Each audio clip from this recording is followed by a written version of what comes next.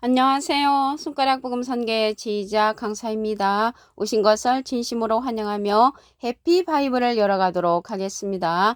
오늘 친구들이 말씀의 제목은요. 877강 다른 복음은 저주라는 제목으로 하나님의 말씀을 나눠보는 시간을 갖도록 하겠습니다.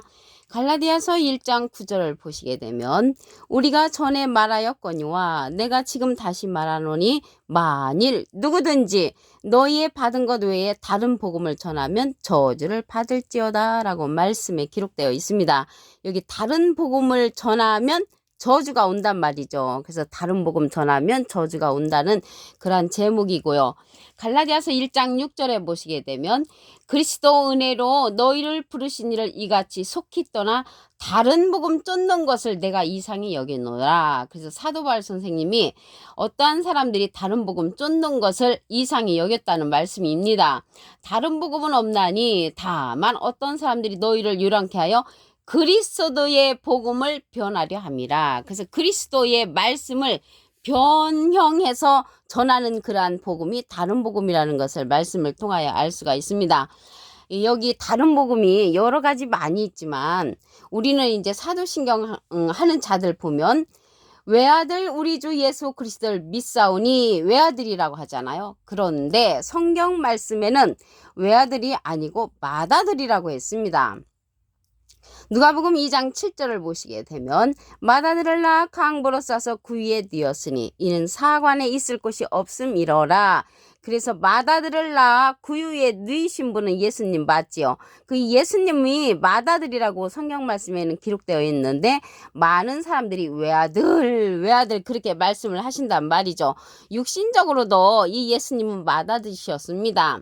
마태복음 13장 55절에 보시게 되면 이는 목수의 아들이 아니냐 그 모친은 마리아 그 형제들은 야고보 요셉 시몬 유다라 하지 않느냐 그 누이들은 다 우리와 함께 있지 아니하냐. 그래서 누이들도 있다는 것을 볼 때 예수님을 포함해서 야고보 요셉 시몬 유다니까 5형제잖아요. 누이들 2명이잖아요. 그러면 7남매 중에서 예수님께서 맏아들로 육신적으로도 맏아들로 탄생되었다는 것을 알 수가 있고요.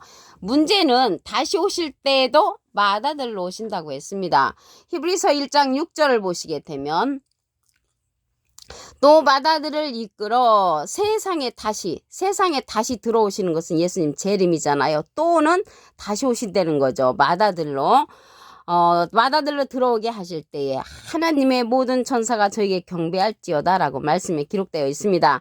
예수님이 세상에 다시 오실 때 맏아들로 오심과 동시에 또 맏아들이란 내용을 보겠습니다. 로마서 8장 29절에 보시게 되면 하나님이 미리 아신 자들로 또한 그 아들의 형상을 본받게 하기 위하여 미리 정하셨으니 이는 그로 많은 형제 중에서 맏아들이 되게 하려 하심이라고 했습니다. 많은 형제 중에서 맏아들이 되게 하시고 또한 이러한 예수님은 맏아들로 오시려면 하나님의 아들들이 많이 있잖아요. 그러면 하나님의 아들들이 많이 있다는 내용을 보도록 하겠습니다. 욥기서 38장 7절을 보시게 되면 그때의 새벽별들이 함께 노래하며 하나님의 아들들, 이렇게 하나님의 아들들은 복수잖아요. 다 기쁘게 소리하였었느니라. 여기 새벽별들이 나왔는데요. 이 새벽별들은 예수님을 상징을 합니다. 계시록 22장 16절에 보시게 되면 나 예수는 그애들을 위하여 내 사자를 보내어 이것들을 너에게 증거하게 하였노라. 나는 다윗의 뿌리와 자손이니 광명한 새벽별이라. 광명한 새벽별이 예수님으로 상징되어 있고요. 이러한 예수님이 새벽별인데 새벽별들이라겠잖아요. 새벽별들은 하나님의 아들들을 상징한다는 것을 말씀을 드립니다. 이러한 하나님의 아들들이 많이 있는 내용 한 기절만 더 보도록 하겠습니다. 욥기서 1장 6절에도 보시게 되면 하루는 하나님의 아들들이 와서, 그래서 하나님의 아들들이 많이 있다는 것을 여러 군데 말씀이 있지만 이 정도로 말씀을 드리고요. 그렇기 때문에 우리가 다른 복음이라는 것은 성경 말씀에 기록되지 아니한 다른 복음을 전하면 저주를 받는다는 것입니다. 누구라도 하늘에서 온 천사라도 다른 복음을 전하면 저주를 받는다고 갈라디아서 1장 8절에 기록되어 있습니다. 그러면 우리가 지금까지 알고 있는 다른 복음 한 가지 더 말씀을 드리도록 하겠습니다. 우리들은 이제 전에 목사님들이 말씀하시기를 죽으면 바로 천당 가고 지옥 가고 이렇게 말씀을 하셨습니다. 그런데 그렇지 않습니다. 계시록 6장 9절을 보시게 되면 다섯째 인을 떼실 때에 내가 보니 하나님의 말씀과 저희의 가진 증거를 인하여 죽임을 당한 영혼들이 제단 아래에 있다고 했습니다.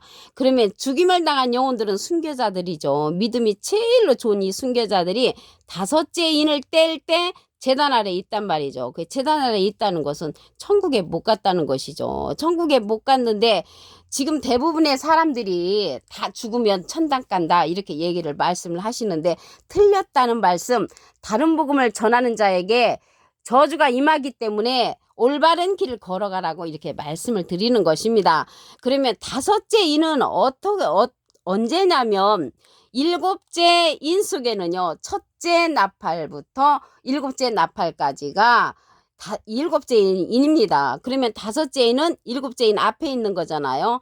그래서 이 다섯째 인을 뗄 때 순교자들이 제단 아래에 있어서 무슨 일을 하냐면 우리들의 핏값을 갚아달라고 호소를 합니다. 우리의 피를 신원하여 주지 아니하시기를 어느 때까지 하시렸나이까. 그러니까 각각 저희들한테 흰 두루마기를 주시면서 잠시 동안 기다려라.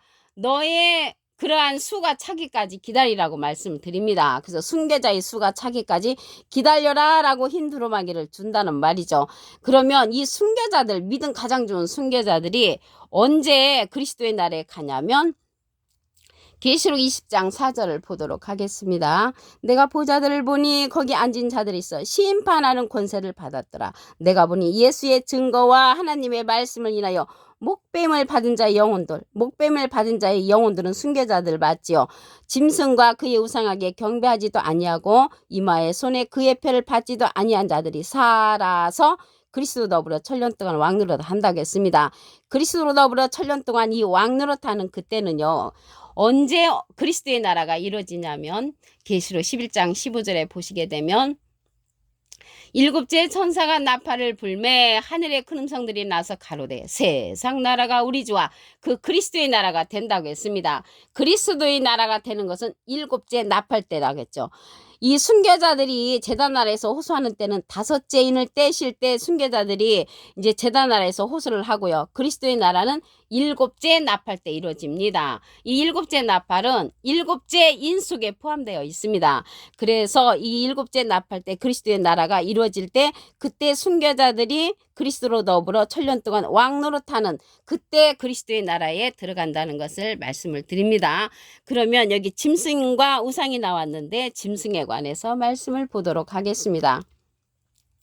시편 49편 20절을 보시게 되면 존귀에 처하나 깨닫지 못하는 사람은 멸망하는 짐승 같도다. 그래서 멸망하는 짐승을 갖다가 깨닫지 못하는 사람이라고 했습니다. 존경스럽고 귀한 자리에 있을지라도 깨닫지 못하는 사람을 가리켜서 짐승으로 비유됐다는 것을 말씀을 드리고요. 여기 우상이 나왔잖아요. 우상에게 경배 안 한다고 했는데 우상에 관해서 말씀을 보겠습니다. 하박국 2장 18절을 보시게 되면 새긴 우상은 그 새겨 만든 자에게 무엇이 유익하겠느냐. 부어 만든 우상은 거짓 스승이라. 거짓 목자를 가리켜서 우상이란 말이죠. 제가 어렸을 때 신앙생활 할 때는 이 우상이 제사 드리는 것, 돌부처, 동상이라고 배웠습니다. 그런데 우상이 거짓 스승이란 말이죠. 이렇게 다른 복음을 전하는 자들은 저주를 받는다고 했기 때문에 올바른 길을 걸어가시라고 이렇게 말씀을 드리는 것입니다. 그리고 우리가 다른 복음을 지금까지 들은 것, 부활절이 해마다 바뀌잖아요. 이렇게 해마다 바뀌는 부활절이 올바른 것이 아닙니다. 예수님께서 6월절 만찬을 잡수시고 3일 후에 부활을 하셨잖아요. 그러니까 가장 부활절이 올바른 부활절은 4월 14일이 6월절입니다. 4월 14일 더하기 3일을 하면 4월 17일 부활절이 나타납니다. 올해는 다행히도 4월 17일 제 날짜에 예수님의 부활절이 이루어진다는 것을 너무 감사하게 생각을 하고요. 이 절자가 붙은 것은 바뀔 수가 없습니다. 우리나라의 3.1절, 광복절, 개천절 어디 바뀝니까? 그런데 지금까지 예수님의 부활절은 바뀌었다는 것이죠. 이러한 다른 복음, 이러한 복음을 우리가 지금까지 들어왔고 이런 복음을 전한다고 계속 한다면 우리는 저주를 받을 수가 없지만 이 시간 이후로 올바른 길을 걸어가시기를 바라면서 이러한 말씀을 드리는 것입니다.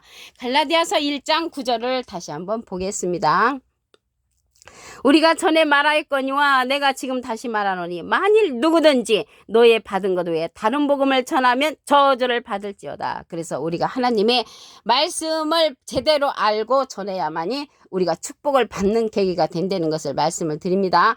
우리가 사도신경 할 때 그 외아들 우리 주 예수 그리스도를 믿사오니 하잖아요. 외아들이 아니고 맏아들이십니다. 누가복음 2장 7절을 보시게 되면 맏아들을 낳아 강부로 싸서 그 위에 두었으니 이는 사관에 있을 곳이 없음이로라. 그래서 예수님은 맏아들로 이 세상에 탄생하셨고요. 오실 적에도 맏아들로 오신다고 했습니다. 히브리서 1장 6절을 보시게 되면 또 맏아들을 이끌어 세상에 다시 들어오게 하실 때 하나님의 모든 천사가 저기에 경배한다고 했습니다. 맏아들로 오신다는 것을 알 수가 있겠고요. 그렇다면 하나님의 아들들이 많이 있는 내용을 보도록 하겠습니다. 욥기서 38장 7절을 보시게 되면 그때의 새벽별들이 함께 노래하며 하나님의 아들들이 많이 있죠. 다 기쁘게 소리하였었느니라. 그래서 하나님의 아들들은 많이 있다는 것을 알 수가 있고요. 이 새벽별은 예수님을 상징하죠. 계시록 22장 16절에 보시면 나 예수는 광명한 새벽별이라. 그래서 예수님과 비슷한 새벽별들이 하나님의 아들로서 많이 출현한다는 것을 말씀을 드립니다. 그러면 우리가 다른 복음 또 한 가지 말씀을 드리면 죽는 즉시 천당 가는 것이 아니고요. 우리가 순교자들이 있잖아요. 믿음 준 순교자들도 아직 천당에 못 갔습니다. 말씀을 보도록 하겠습니다. 계시록 6장 9절을 보시게 되면 다섯째 인을 떼실 때에 내가 보니 하나님의 말씀과 저의 가진 증거를 인하여 죽임을 당한 영혼들이 제단 아래에 있다고 했습니다. 그래서 죽임을 당한 영혼들은 순교자들이 천당에 못 가고 제단 아래에 있는데 다섯째 인을 뗄 때라고 했거든요. 이 다섯째 인을 뗄 때인데 그러면 이들이 언제 천당에 가는가, 천국에 가는가 말씀을 보겠습니다.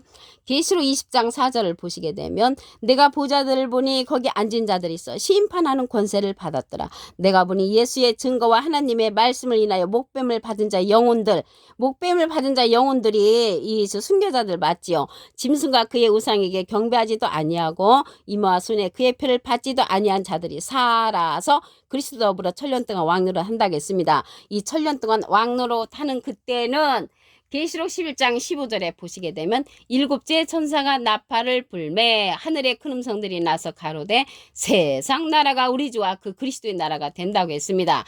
그리스도의 나라가 되는 때는 일곱째 나팔 때 이루어진다는 것이죠. 그럼으로써 이 순교자들이 천년 왕국에 들어가는 때는 일곱째 나팔 때 들어가고 다섯째 인을 뗄 때는 제단 아래서 호소하는 이 순교자들이라는 것을 말씀을 드립니다. 그러면 짐승과 우상에게 경배하지도 아니한 자들도 그리스도의 나라에 들어가는데 짐승에 관해서 보도록 하겠습니다.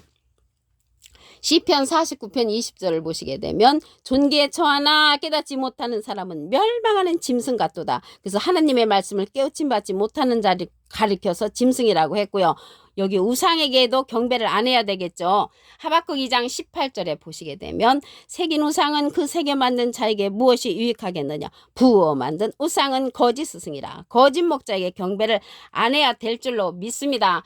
그러면 마지막으로 우리가 해마다 바뀌는 부활절은 잘못된 그러한 다른 복음을 전하면 저주를 받는다 그랬죠. 해마다 바뀌는 부활절 알려드리도록 하겠습니다. 6월절 만찬을 잡수시고 3일 후에 부활을 하셨으니까 6월절이요. 공식적으로 4월 14일입니다. 더하기 3일을 하면 4월 17일 부활절이 나고요. 올해는 다행히도 4월 17일이 부활절이 정확하게 이루어지는 2000년 만에 그러한 날이 왔습니다. 이 절자 붙은 거는 바뀔 수가 없지요. 그래서 지금까지는 우리가 해마다 바뀌는 부활절을 지켰지만 바뀌지 아니하는 4월 17일 제대로 된 그러한 부활절 예수님의 생신을 지켜야 한다는 것이 올바른 그러한 신앙생활의 자세입니다. 그럼으로써 이 시간 이후로 4월 17일이 부활절이라는 것을 말씀을 드립니다. 오늘 877강 다른 복음을 전하면 저주를 받는다는 내용으로 하나님의 말씀을 나눠보는 시간을 가졌습니다. 감사합니다.